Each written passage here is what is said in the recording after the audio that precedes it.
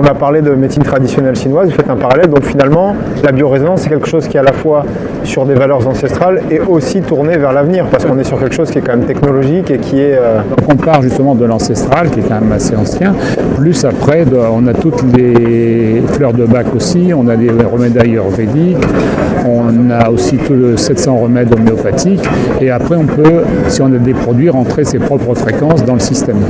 Et on peut traiter tout type de problématiques, parce qu'on ne parle pas de pathologie, hein. On n'est pas médecin. Absolument, on n'est pas médecin, vous avez raison. Donc la personne vient voir, vous faites une anamnèse, et ensuite, elle est reliée à quelque chose? Alors après, donc avec le système Quantascan, c'est un casque, et avec le système Live, c'est un bandeau qu'on met sur le front. Et donc à l'intérieur, donc ce sont des ondes électromagnétiques qui passent. Il y a des LED de couleur aussi parce que chaque couleur aussi a sa fréquence.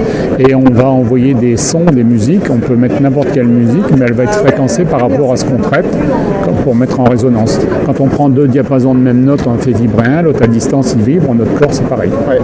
Et ça c'est bien parce que ça permet parfois quand les gens sont un petit peu sceptiques et quand ils y voient une dimension un petit peu magique ou ésotérique, on leur dit non, c'est de la physique finalement. On est énergie, on est vibration et ça c'est de la physique. Ça paraît magique mais c'est scientifique derrière. Oui, bien sûr, c'est une approche qui est scientifique et c'est intéressant.